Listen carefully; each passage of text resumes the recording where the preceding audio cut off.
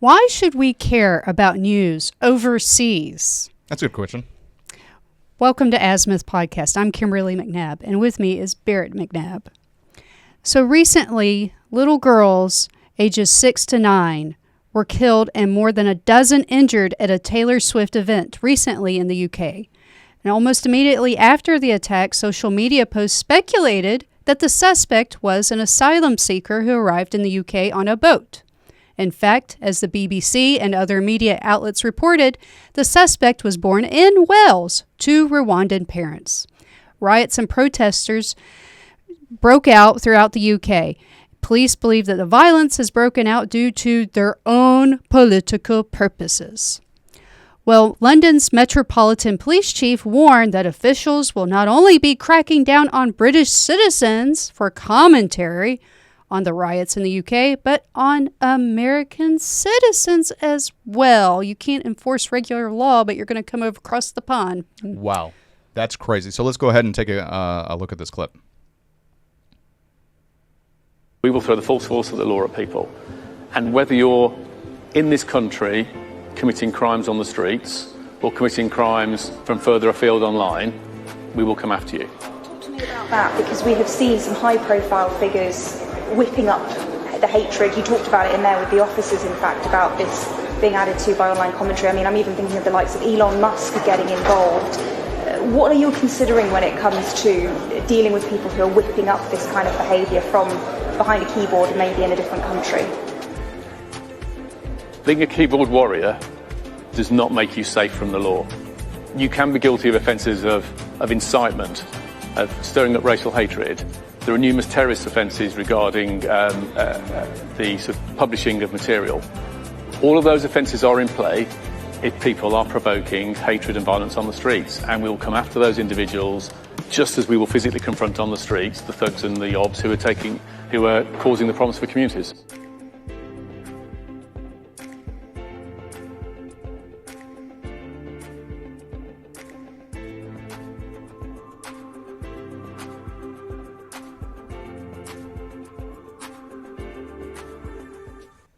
That is crazy. That is crazy. I mean, we fought a revolutionary war so that we wouldn't have to put up with your shit. Yeah. I mean, honestly, that we have a Bill of Rights here that gives us the freedom of speech that you do not have in the UK. If you're a UK citizen, or subject, actually. If you're a UK subject, because of the monarchy, you do not have freedom of speech, and you have never had freedom of speech. Or a right to be upset that 3 little girls died, got stabbed. We're not going to keep you safe from the stabby little, 17-year-old, but we're going to protect you from the mean hatred online. Yeah, and the reference that Elon Musk has been saying, responded to the video of the comments. Is this Britain or the Soviet Union? And he is not far off. That is just crazy.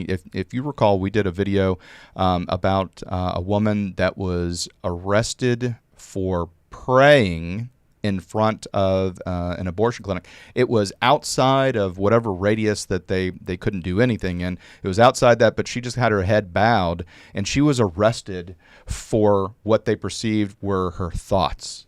And that she was violating, their speech laws by praying. And was she praying? Was she playing tic-tac-toe in her head? Doesn't matter. Well, I think they claimed she may have been blocking access or some nonsense. That's just crazy. But we have another clip, and it's from Nick Freitas, and he is my spirit animal. I love this guy. I know Kimberly loves this guy as well. Excellent Instagram follower. Yeah, follow on Instagram, follow him on YouTube Shorts and things like that. If you don't know this individual, he is a former Green Beret, former Special Forces, U.S. Army, and now he is a sitting Virginia councilman. Councilman or congressman? Council. Council? Okay. Yeah. All right. Well, it's a big building with people, and he gets in arguments all the time. So anyway, we're gonna go play this clip, and it is absolutely amazing. Did you guys see this? Yeah. Looks like the British government is going to extradite Americans for saying things on social media they don't like. So essentially, the British government is going to finally crack down on foreigners breaking their laws. Not in their own country. No, they're going to try to come over to the U.S. and do it. And I got to tell you, as a Virginian, we're stoked, right? Because all of our heroes in Virginia became heroes by fighting the British. So the fact that the Redcoats are coming, this is a huge opportunity for us. We are really excited. We even put one of your kings on our flag. Yeah, he's right here. Anyway, can't wait to see you. And if you decide to bring Hessians again, tell them we got a Christmas present for them. They'll know what we're talking about.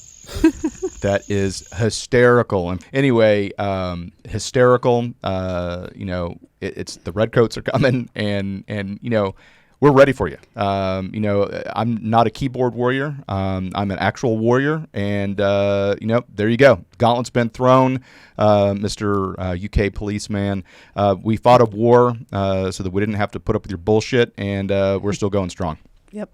I mean, it just truly is, and so, Nick, thank you for this. I enjoy your stuff, all the time. But still, if people aren't upset about murdered children, then what are we doing? I mean, what are we? What do we stand for? I mean, come on. Yeah, and extraditing Americans, I just don't see that would be legal. Now, here's what I guess I could see it, is if you were an expat that lived in England and your IP address is located in the UK and you post something in violation of their laws with your IP address being in the UK, you might have broken their law, right? I can see that.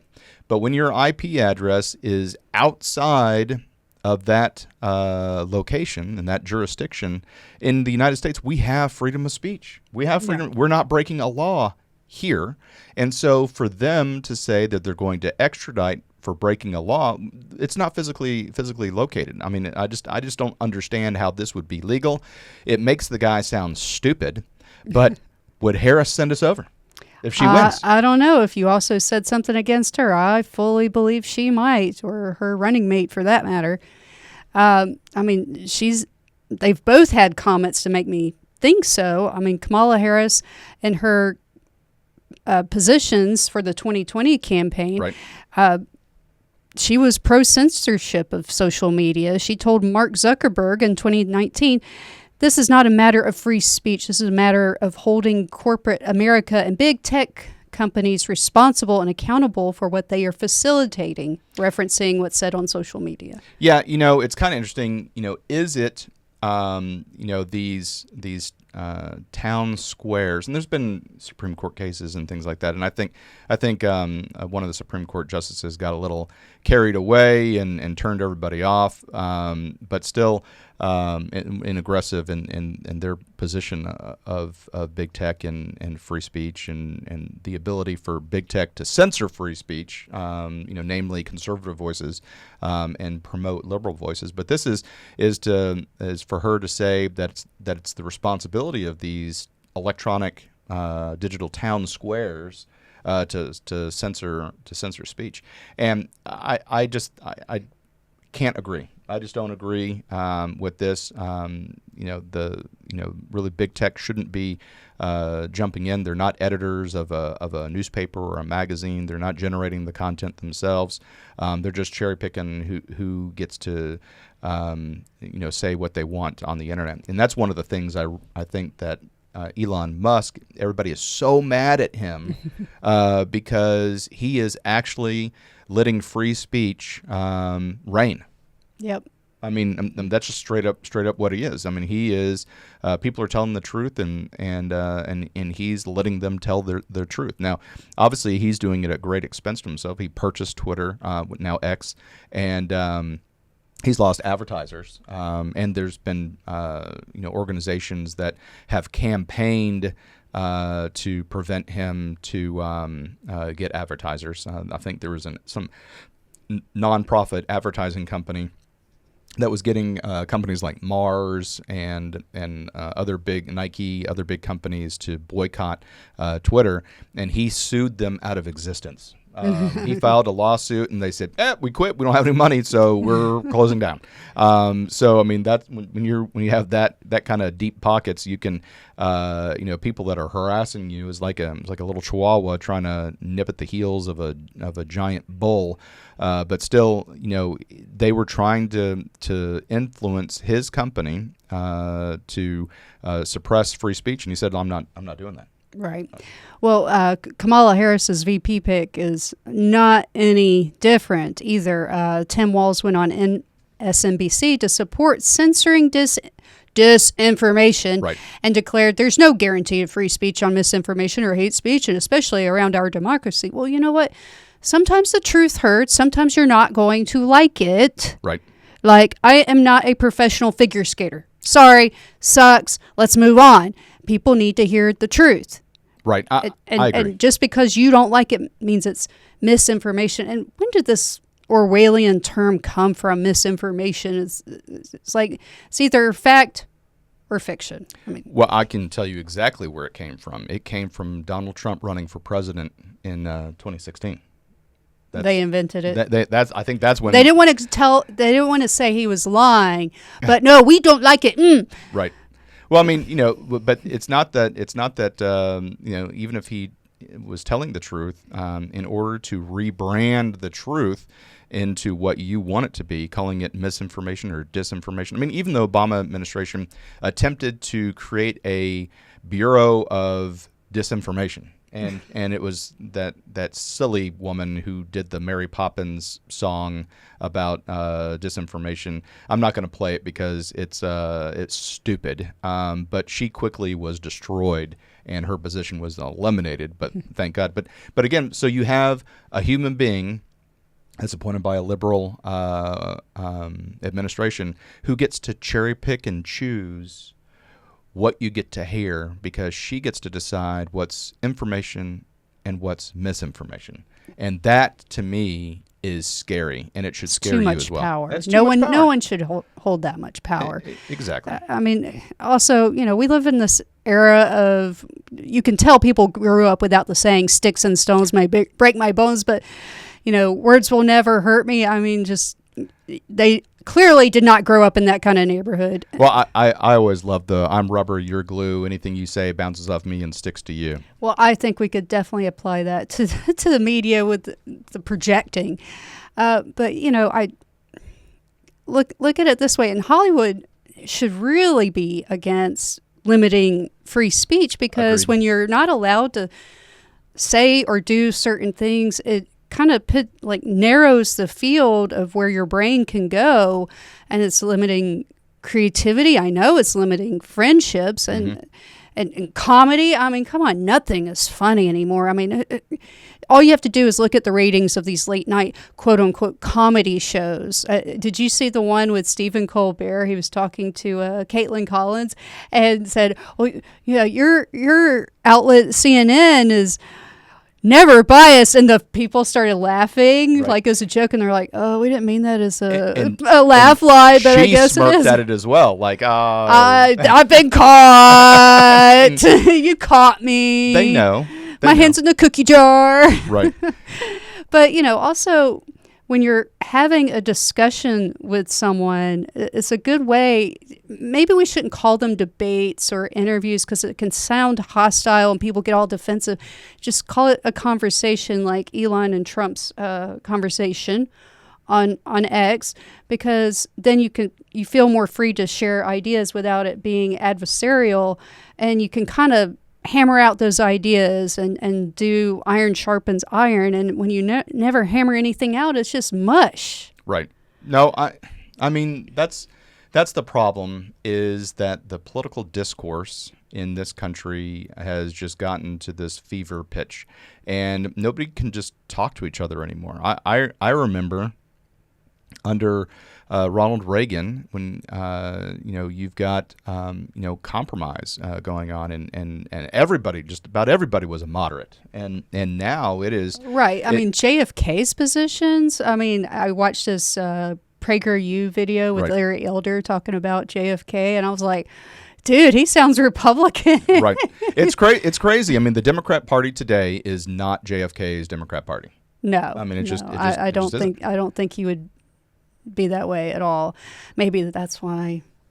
I don't know. You know, I'm not saying one thing or the other, but if I believe it or not, but you can't blame people for having the conspiracy theory that Right. the CIA killed him. Like, well, you know, he didn't exactly toe the line of like LBJ. Right.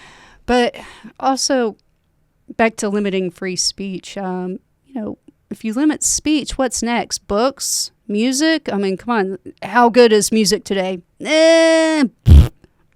So I say no for limiting free speech. Right. No, Otherwise, it wouldn't be free speech.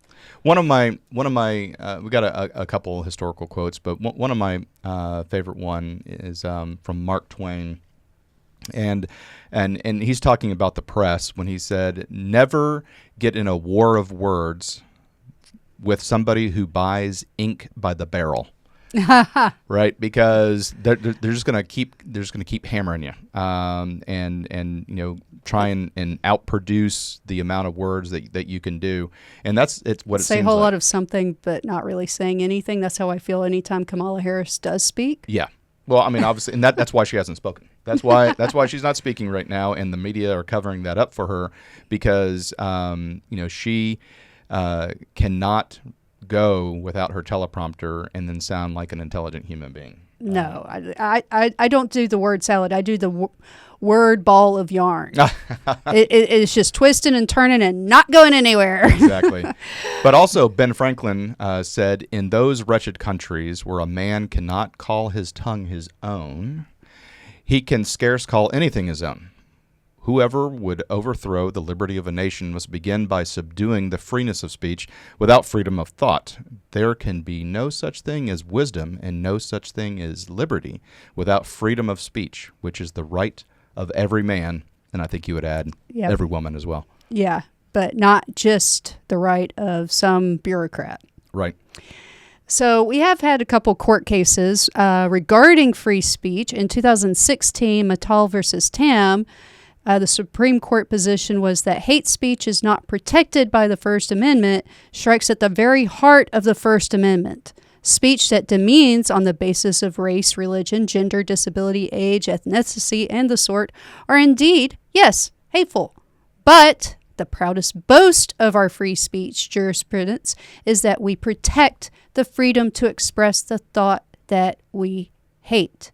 In other words, the court ruled that the government cannot ban expression merely because it is offensive. Right. Now, again, you know, there's so basically, whatever people determine as hate speech is still protected. It's still protected speech. Now, there's obviously speech that endangers life. So yelling fire in a crowded movie theater is not protected speech because that physically endangers the community.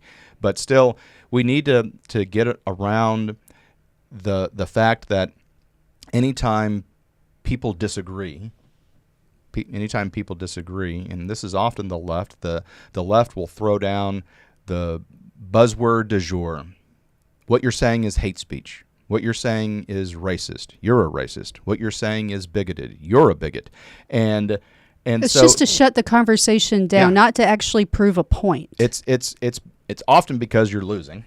You're losing the Yes. debates, and you are needing to throw a penalty flag or It's like or a smoke 5-year-old bomb. starting to scream at you. Like they have no legitimate point. It's just, I don't like it. Nah. Right. I mean, it's almost like the Batman movie where Christian Bale's Batman is fighting Bane, and they're in the sewer, and he throws down the smoke bomb to disappear, and Bane says, "Do you think darkness is your ally?"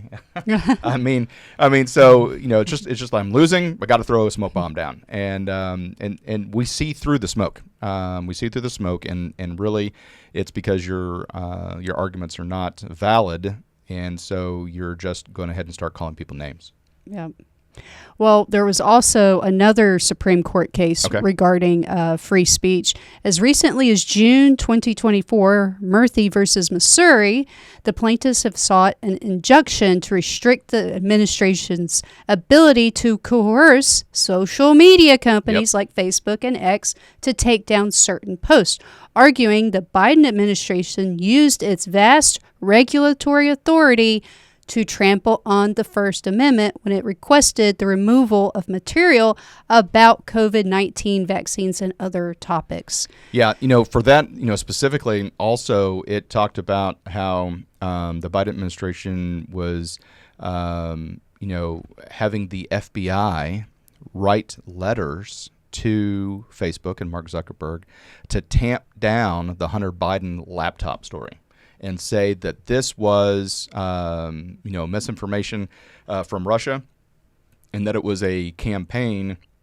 in order to influence the election. And obviously, 32 intelligence, former intelligence agencies, Clapper and Brennan being the two main idiots for being such supposed smart guys. These guys are idiots, and they signed that open letter saying that this was a classic Russian misinformation, disinformation campaign about the Hunter Biden laptop story. And it turns out all of them were wrong, and it wasn't a legitimate story, and it was Hunter Biden's laptop, and he was doing cocaine, and he was having sex with porn stars and stuff like that, and he's full of debauchery. And so, but this was, the administration was deliberately having Facebook tamp down, like you said, what they considered to be misinformation or disinformation, and some of it was legitimate. Yeah, so they hid the truth from the American public. So, yeah, I don't believe in suppressing speech or coercing speech either. So another, we could do an hour-long podcast just on our favorite quotes about freedom of speech, but here's another Elon Musk favorite. Freedom of speech is the bedrock of democracy. If the truth is suppressed, it is impossible to make informed voting decisions, as we just talked about with the laptop story, because there are voters out there that said if they had known, they would have voted differently. And to wrap it up, George Washington himself said, if freedom of speech is taken away, then dumb and silent we may be led like sheep to the slaughter. Wow. That one is powerful, and it's amazing how our founding fathers had the foresight to talk about things like this, and for us to value and enshrine in our Constitution the Bill of Rights, in order to make sure that free speech is something that we all get to share, but it has to be maintained. It has to be maintained. It's a fire that's on kindling, and it can once spread it's democracy. Taken away, once we don't it goes get out, it back. It's out. And so, or at least it's very, very difficult. But please like and subscribe this video. Again, we're a small channel, and every little bit helps. It costs you nothing, and it really helps us out in huge dividends. So thank you so much for watching Azimuth Podcast, and please stay tuned after these messages. Hi, everyone. Thank you for listening. If you enjoy our show with all the stories we share, we would love your support. And it's as easy as clicking that subscribe or follow button. This will ensure you never miss an episode and keeps us bringing you these important stories.